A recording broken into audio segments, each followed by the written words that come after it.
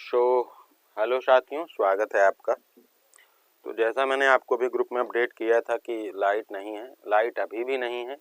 और आज जैसे ही हमने अपनी स्टार्टिंग क्लास की थी पब्लिक वाली, उसी समय लाइट चली गई थी। तो मुझे लगा था कि शायद आ जाए, लेकिन टिल नाउ अभी तक आई नहीं है। और फिर हमने इन्वर्टर के सहारे अपनी पब्लिक क्लास की थी। ये क्लास भी हम कोशिश कर रहे हैं कि अब इतना ज़्यादा वेट करने से अच्छा है कि जब तक हम क्लास कर सकते हैं करेंगे, फिर आगे हम लोग देखेंगे क्या कर सकते हैं। ठीक है, तो आइए क्लास को शुरू करते हैं। हमारा जो टॉपिक चल रहा है दैट इज ऑपरेटिंग सिस्टम। अगर बीच में वैसे मैं बताकर हो सकता है जाऊं, मान लो कि सडनली अगर मान लो क्लास बंद हो जाए तो समझ लेना कि इन्वर्टर भी डाउन हो गया है, मतलब ये कॉमन सेंस लगा लेना। ठीक है भाई, बाकी चलिए शुरू करते हैं। इसमें ज़्यादा हिस्सा वैसे बचा नहीं है। अब लाइट अगर होती या आ जाएगी तो फिर मुझे और भी बहुत सारी चीज़ें पढ़ानी है जो आपको बताऊंगा। अगर नहीं आएगी तो फिर इस चैप्टर को ख़त्म करके उस चीज़ को मैं बाद में पढ़ाऊंगा। कल लास्ट में हमने आपको जो चीज़ पढ़ाई थी that was deadlock and starvation, और एंड होपफुली कि ये दोनों ही चीज़ें आपको अच्छे से समझ में आ गई होंगी, है ना। कोई दिक्कत तो नहीं हुई। होपफुली ये दोनों ही चीज़ें आपको समझ में आ जाएंगी, आ गई होंगी। डेडलॉक के अलावा अगर हम अपने इस ऑपरेटिंग सिस्टम के चैप्टर में देखें तो कुछ ऐसी टर्मिनोलॉजी होती है जिसको हमें थोड़ा थोड़ा पढ़ना होता है। जैसे सबसे पहली और इम्पोर्टेंट टर्मिनोलॉजी आज मैं बताता हूँ, यहाँ से पेपर में सवाल आता है, दैट इज थ्रेड। थ्रेड का मतलब होता है थ्रेड। इसको अगर एक शब्द में हम लोग परिभाषित करना चाहें कि क्या है ये, ठीक है। और फंडामेंटल देखो, ऐसे मैं इसको थोड़ा सा अगर अपनी प्रैक्टिकल लैंग्वेज में सिखाना चाहूँ तो जैसे मान लो कि ए नाम के एक व्यक्ति ने बी नाम को बी व्यक्ति को कोई काम दिया।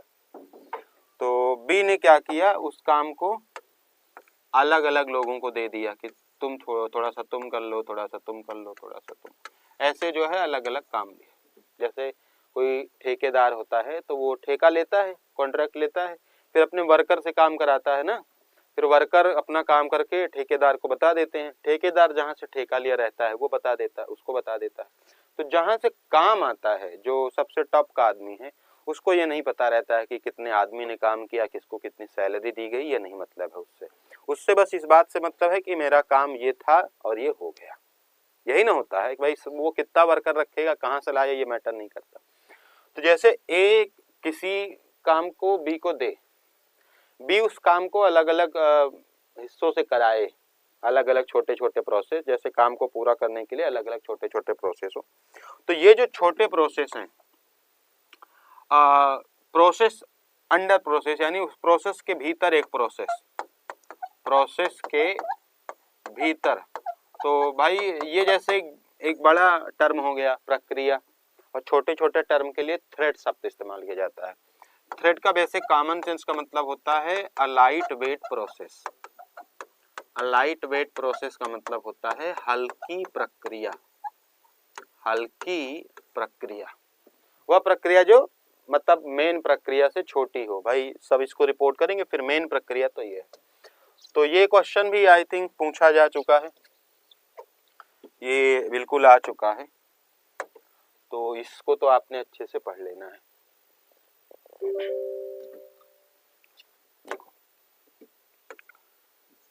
इसको अंग्रेजी में एक लाइन लिख लो, फिर हम हिंदी में लिखवाते हैं। अ लाइट वेट प्रोसेस, बस इतना अगर लिख लेंगे तो आपका वैसे आपको समझ में आ जाएगा। बाकी हिंदी में लिखवा दे रहा हूं कि प्रक्रिया के भीतर, प्रक्रिया के भीतर एक हल्की प्रक्रिया, प्रक्रिया के भीतर एक हल्की प्रक्रिया यानी प्रोसेस,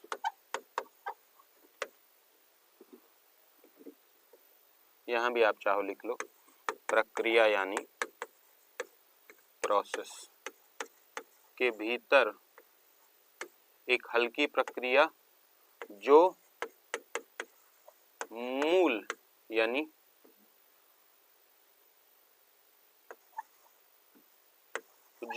प्रक्रिया यानी मूल प्रोसेस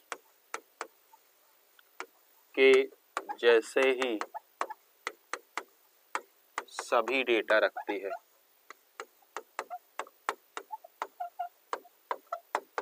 माने डेटा इसमें सब वही होगा, उसका प्रोसेस आईडी क्या है, प्रोसेस स्टेट क्या है, सिक्योरिटी, मतलब प्रोसेस की जितनी जानकारी पीसीबी में रखी जाती थी वो जानकारी थ्रेड में भी होती है। ठीक है, याद रखना, सभी जानकारी रखने का मतलब कि प्रोसेस की सभी जानकारी, स्टेट क्या है, कौन सी कब से चल रही है, अराइवल टाइम, बस सब कुछ इसमें भी होता है। बट ये क्या है, प्रोसेस के भीतर एक प्रोसेस है, यानी एक लाइट वेट प्रोसेस, एक हल्की प्रक्रिया। तो यहाँ से एकदम सेम टू सेम क्वेश्चन ही आया था कि a light weight process that is called thread. एक हल्की प्रक्रिया को क्या कहा जाता है, उसको हम लोग कहते हैं थ्रेड। तो पहला तो ये आपका कॉन्सेप्ट हो गया आपके थ्रेड का। इसको लिख लीजिए, अगर इसमें कोई डाउट है तो आप मुझे बताइए।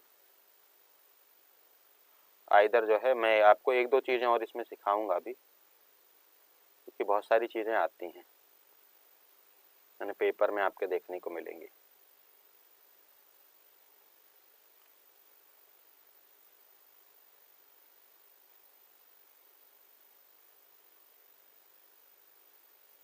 समझ में आया? अच्छा, ये आपका थ्रेड समझ में आया? थ्रेड क्या है?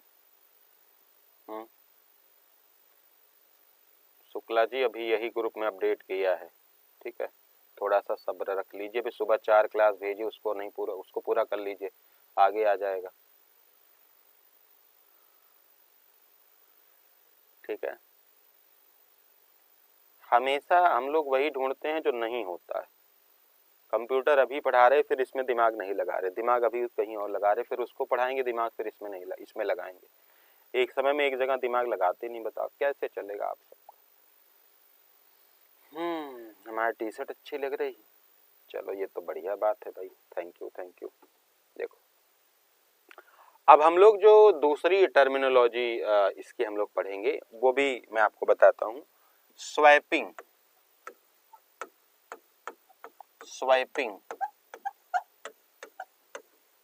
ये क्या है भाई, जरा समझते हैं। तो जब मैं आपको यहाँ एक फिगर हमने लिया था ना, याद करिए, ये था फिगर ना।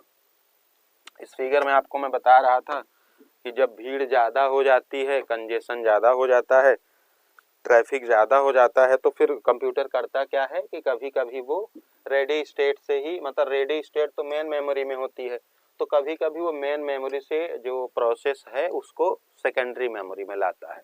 और कभी कभी जब वेट या ब्लॉक की सिचुएशन होती है तब भी वो प्रोसेस को मेन मेमोरी से कहाँ लेके आता है, सेकेंडरी मेमोरी में लेके आता है। तो इसी प्रोसेस को कहते हैं स्वैप। वैसे कार्ड स्वैप किया जाता है ना, जहाँ से पैसा खर्च किया जाता है।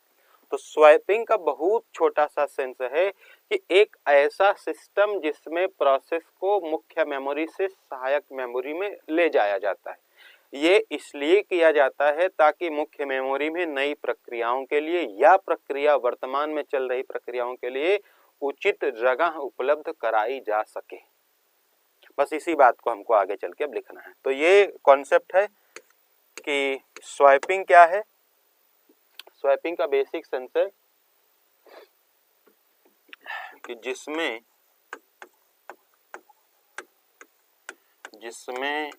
एक प्रक्रिया को, मैं इसी के साथ फाइल मैनेजमेंट पढ़ाना चाहता था, लेकिन अगर लाइट नहीं आए तो फिर फाइल मैनेजमेंट और डेटा स्ट्रक्चर फिर बाद में पढ़ाऊंगा। जिसमें एक प्रक्रिया को मुख्य मेमोरी से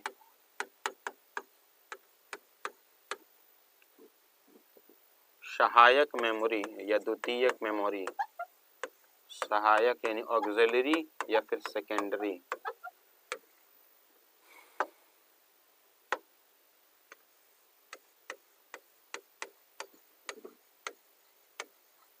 द्वितीयक मेमोरी में स्वैप किया जाता है। स्वैप किया जाता है। इतना इसमें लिख लेंगे और इसको बस, ठीक है, ठीक है। जिससे, इसमें लिखना चाहो लिख दीजिए, वैसे लिखने की आवश्यकता है नहीं, फिर भी चाहो तो लिख लो। जिससे अन्य प्रोसेसेस को रिसोर्सेस व मेमोरी उपलब्ध कराई जा सके, ठीक है। That is called swapping. कोई दिक्कत है इसमें किसी को?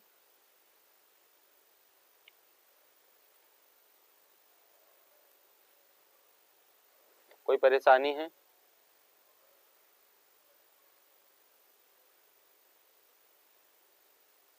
माने कोई ऐसी बात हो जो ना समझ में आ रही हो?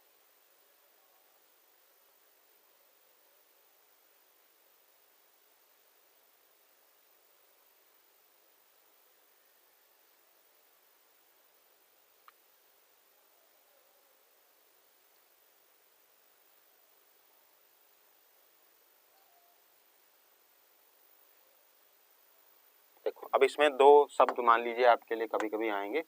जैसे एक शब्द होगा स्वैप इन और एक शब्द होगा swap out. Swap in, swap out. अच्छा, इसी क्लास में एक और इन्फॉर्मेशन वाला कि मैं इसको अलग से भी दे दूंगा कि अभी हम चीज़ों को अपडेट कर रहे हैं, दैट्स वाई अभी फुल नोट्स हमने नहीं प्रोवाइड की है। जो भी अगर आपको नोट्स प्रोवाइड की गई हैं अभी, वो थोड़ी सी ओल्ड हैं, वो समटाइम्स के बाद अपडेट होंगी, फिर आपको मिलेंगी। तो अभी कोई परेशान नहीं होना उसके लिए, है ना। हम तो भेजना ही नहीं चाहते थे, लेकिन लोग बार बार कह रहे थे, इसलिए हमने भेज दिया। स्वैपिंग का मतलब होता है कि मेन मेमोरी में लाना, यानी हार्ड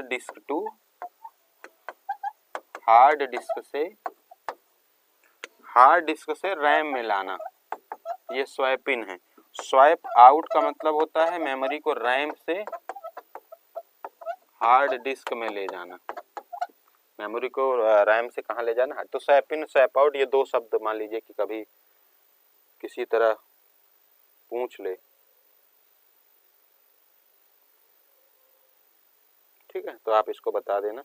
स्वैप इन का मतलब होता है कि मेन मेमोरी में लाना, और स्वैप आउट का मतलब होता है कि मेन मेमोरी से निकाल देना, ठीक है।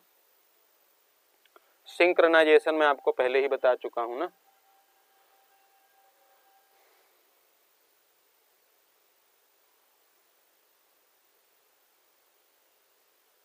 तो ये सब टर्मिनोलॉजी ऐसी होती हैं जो अलग से हमको जैसे इसको सीखना ही पड़ता है कि हाँ कौन सी चीज क्या है।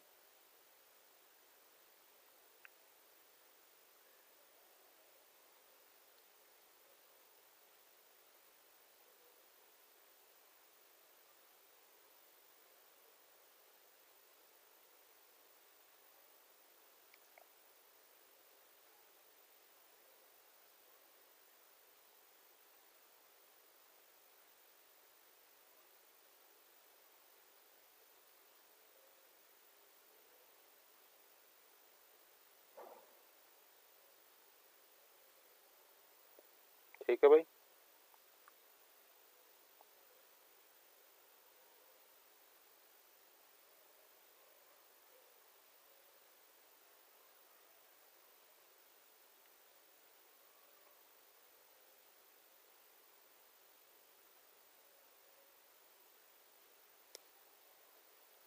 देखो, एक शब्द इसमें और पूछा जाता है संदर्भ स्विचिंग। आप लोग समझते चलिएगा, साथ साथ लिखते चलिएगा। मैं आपको प्रॉपर समय भी दे रहा हूँ लिखने का भी, बाकी तो पीपीटी में आपको प्रोवाइड कराऊंगा। संदर्भ स्विचिंग,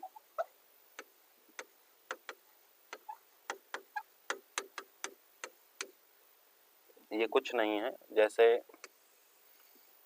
जैसे मान लो 4 काम हैं, मान लो कि 4 काम आपको करने हैं, ABCD। तो भाई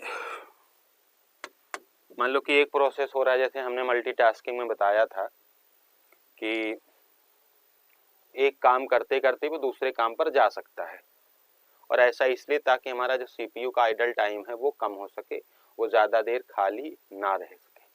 तो अब एक प्रोग्राम से दूसरे प्रोग्राम पर स्विच होने के लिए कोई व्यवस्था तो चाहिए। जैसे हम लोग तो इंसान है, हमारे पास क्रिटिकल माइंड है, तो हम लोग स्विच कर जाते हैं कि सर पानी पीना है कि खाना खाना है, स्विच कर जाते हैं। खाते खाते बीच में पानी पीना है, स्विच कर जाते हैं। पानी पी के फिर खाना है, स्विच कर जाते हैं।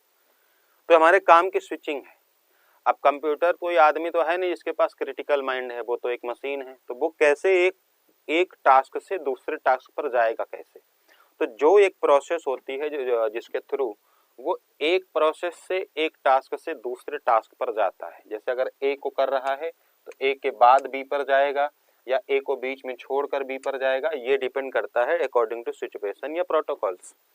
यही चीज कहलाती है कॉन्टेक्स्ट स्विचिंग। बस इतनी सी सीधी, मैं सीधी सीधी बात आपको बता रहा हूँ कि यही चीज कहलाती है आपकी संदर्भ स्विचिंग या कॉन्टेक्स्ट स्विचिंग अगर अंग्रेजी में कहें। ठीक है, तो वह प्रक्रिया कैसे लिखेंगे?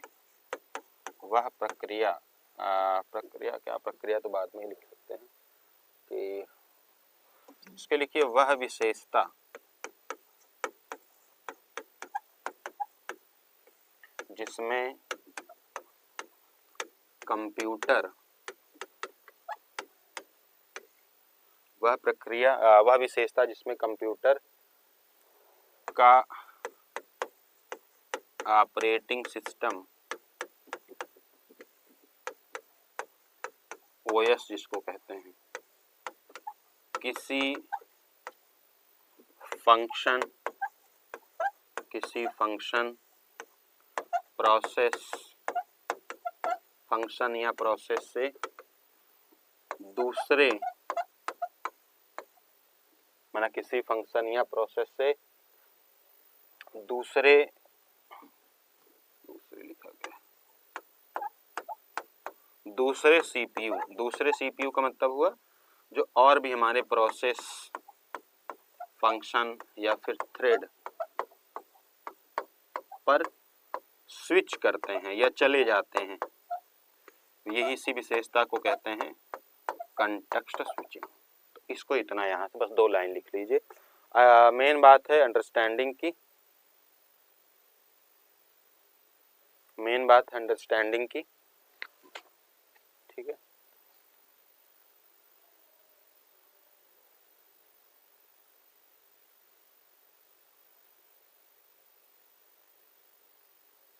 आपके पेपर में जब भी आए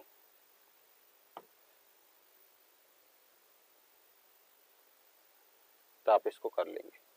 माने वर्तमान में जैसे कोई प्रोसेस चल रहा, कोई काम चल रहा, तो वो संदर्भ ही है, वो कॉन्टेक्स्ट ही है। जैसे हम लोग कभी कभी कहते हैं नहीं कि भाई साहब आप किस संदर्भ में बात कर रहे हो, यानी आपका कॉन्टेक्स्ट क्या है, यानी मैटर क्या है। तो जो कॉन्टेक्स्ट चल रहा, जो काम चल रहा, वो एक कॉन्टेक्स्ट की तरह ही वहां इसको समझा गया। इसको प्रोसेस स्विचिंग भी कह सकते थे, लेकिन अब उन्होंने शब्द बनाया कॉन्टेक्स्ट स्विचिंग, तो हमको वही पढ़ाना पड़ रहा है। बाकी अगर इसके लिए हम सिंपल भाषा कहते तो प्रोसेस स्विचिंग कह सकते थे कि एक चल रहे प्रोसेस से दूसरे प्रोसेस पर जाने को ही हम लोग प्रोसेस स्विचिंग कह सकते हैं। लेकिन शब्द यहाँ कंप्यूटर में इसके लिए कॉन्टेक्स्ट स्विचिंग है, सिंपल भाषा में अगर आप ऐसे समझे तो।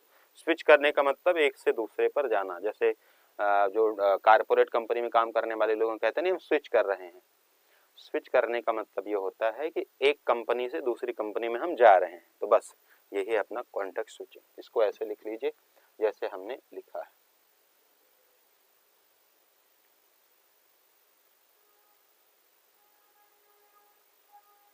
ठीक है भाई, तो ऐसी टर्मिनोलॉजी जो जहां से मान लो जैसे थ्रेड वाला क्वेश्चन अभी पूछा जा चुका है, आगे भी हो सकता है फिर कोई और भी टर्मिनोलॉजी आपसे पूछी जाए, तो हम ये कोशिश कर रहे हैं कि जो हमारी टर्मिनोलॉजीज हैं हम उनको थोड़ा थोड़ा करके, अगर इम्पोर्टेंट है, बाकी इम्पोर्टेंट टर्मिनोलॉजी बहुत सारी होती, बहुत टर्मिनोलॉजी होती है ऑपरेटिंग सिस्टम में, लेकिन हम जो इम्पोर्टेंट है जो पेपर में आ सकता है हम उतना ही पढ़ेंगे अपने पर्पज से। ठीक है, सब बना हुआ है आदित्य भाई। ठीक है, हम नोट्स अभी आपको कोई नहीं देंगे, हम सिर्फ आपको क्लास पीपीटी देंगे, अभी कोई नोट्स का प्लान नहीं है। मैंने इसलिए बता दिया है क्योंकि जैसे मान लो भी बाद में कोई मैसेज करेगा सर हमारा मैच नहीं कर रहा है, तो मैच नहीं करेगा ज़्यादा, क्योंकि जब हम चीज़ों को अपडेट करेंगे तो फिर वो मैच कैसे करेगा, आप बताओ। हम अपडेट करेंगे तो मैच कैसे करेगा, तो ये आप ध्यान देना, ठीक है भाई।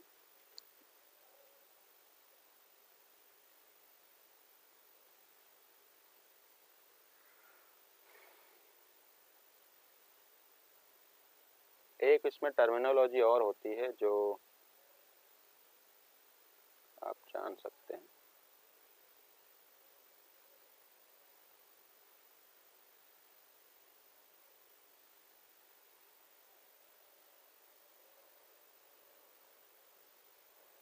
हाँ, दो टर्मिनोलॉजी हमें और पढ़नी है। एक तो आपकी टर्मिनोलॉजी थी स्पूलिंग, इसके बारे में सबसे पहले पढ़ना, स्पूलिंग क्या है। बाकी ये चैप्टर खत्म होने वाला है और टिल नाउ, और आपने जो हमारी शेड्यूलिंग प्रोसेस थी वो सब आपको पढ़ा होना चाहिए, और वहां से आपको क्वेश्चन आएंगे जो रेडी क्वीन वगैरह थी।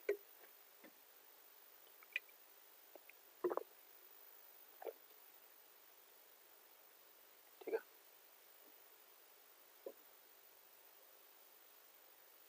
देखो स्पूलिंग क्या है।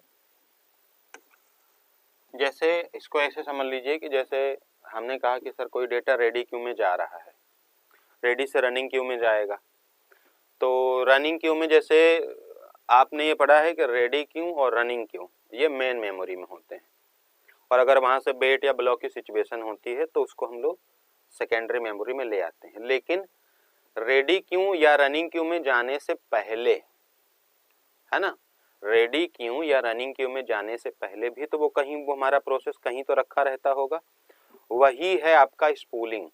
यानी किस कंप्यूटर सिस्टम के ऑपरेटिंग सिस्टम में किसी भी प्रक्रिया के प्रोसेस होने से पहले जिस जगह पर वो रखा जाता है, जो बफर मेमोरी की तरह यूज होता है, वही प्रक्रिया कहलाती है स्पूलिंग। यही है, वही समझना बात को। मेन मेमोरी में जाने से पहले मानी आपका जो फंक्शन है वो मेन मेमोरी में होगा, तो एक बफर मेमोरी की तरह स्पूलिंग काम करता है। तो इसको लिखेंगे कैसे, अपने शब्द में ऐसे लिखेंगे कि वह विशेषता जिसमें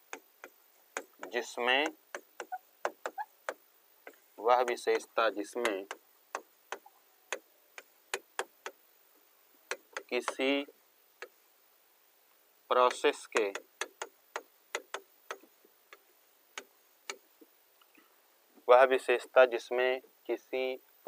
के प्रारंभ होने से पहले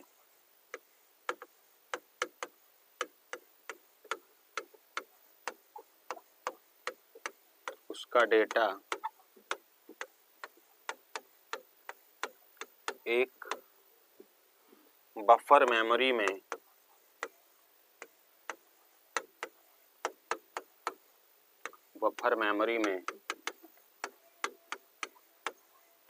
संग्रहित किया जाता है, दैट इज कॉल्ड स्पूलिंग। बाकी एक इंटर प्रोसेस कम्युनिकेशन होता है, इसको ऐसे ही बता दे रहा हूं, उसको लिखने की जरूरत नहीं है। Inter process communication, inter process communication का मतलब होता है दो प्रक्रियाओं के बीच में जो आपस में कोई बातचीत हो रही हो, तो उसको हम लोग कहते हैं इंटर प्रोसेस कम्युनिकेशन। इसको आप ऐसे लिख लीजिए जैसे हमने लिखा हुआ।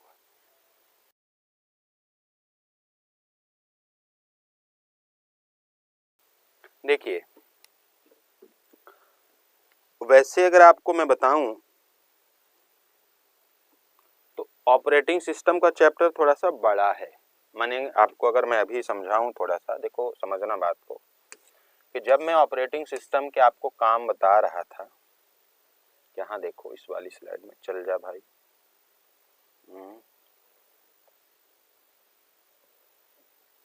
फंक्शंस ऑफ ओएस कहाँ बताया है मैंने, ये हमने जितनी प्रक्रिया की वो सब आपकी, अच्छा हमने अभी जितनी बात की वो सब आपकी प्रोसेस से ही रिलेटेड थी। मैं इस चैप्टर को बड़ा इसलिए कह रहा हूँ क्योंकि इसमें हम मेमोरी मैनेजमेंट को और डिटेल में पढ़ सकते हैं, इसमें हम फाइल मैनेजमेंट को और डिटेल में पढ़ सकते हैं। ये दो ऐसे टॉपिक होंगे, इसको तो हमें फाइल मैनेजमेंट और पढ़ना ही पड़ेगा। NTFS वगैरह से सवाल आ चुके हैं, इसी चैप्टर का वो हिस्सा है। हमने पिछली बार अलग से पढ़ाया था file system, data structure and file system. तो ये अभी से जान लीजिए कि operating system is a big part. मैंने आगे चल के जब मैं फाइल मैनेजमेंट पढ़ाऊंगा तो आप ये याद रखना, अभी इसलिए नहीं पढ़ा रहा क्योंकि अभी बहुत सारे साथी नए नए होंगे तो उनको पढ़ने में समस्या होगी वो तरीका। तो आगे चल के जब और मेमोरी मैनेजमेंट या फाइल मैनेजमेंट कोई क्लास लूंगा तो समझना कि ऑपरेटिंग सिस्टम का ही वो हिस्सा है। इसीलिए इस चीज को आपके सिलेबस में एज ए चैप्टर डाला गया है। पहले ये चीज सॉफ्टवेयर का पार्ट हुआ करता था OS, अब इसको एज ए चैप्टर डाला गया है। तो कारण ये है, ये बड़ा चैप्टर है। तो अगर हम प्योर ऑपरेटिंग सिस्टम की बात करें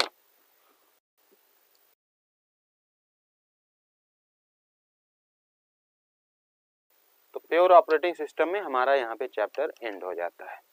और जैसा मैंने कहा कि लाइट यहाँ बहुत लंबे समय से कट गई है और हमें अब उम्मीद नहीं है कि बहुत लंबे समय तक इन्वर्टर नहीं चलेगा। फिर भी हमने ये कोशिश की है कि हमारे पास इतनी व्यवस्था हो कि घंटे 2 घंटे हम क्लास कर सकते हैं। ठीक है, ऑलरेडी हमने पब्लिक क्लास उसी के सहारे की थी।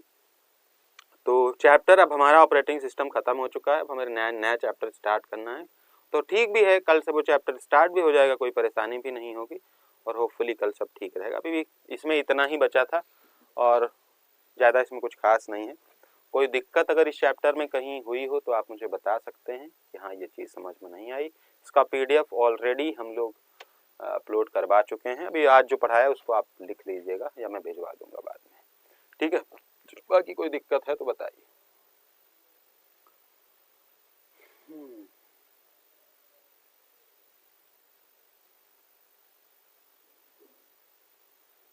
ठीक है, चलिए तो आज की क्लास यहीं रोक रहे हैं। छोटी सी क्लास थी अपनी, अब इसको क्लास नंबर की तरह मत गिनिएगा कि 4 क्लास में ऑपरेटिंग सिस्टम खत्म हुआ। छोटी सी ही तो क्लास थी, छोटा सा हिस्सा बचा हुआ था। मैं मिलूंगा आपसे अब नेक्स्ट, हम लोग एक न्यू चैप्टर स्टार्ट करेंगे। ठीक है, थैंक यू सो मच।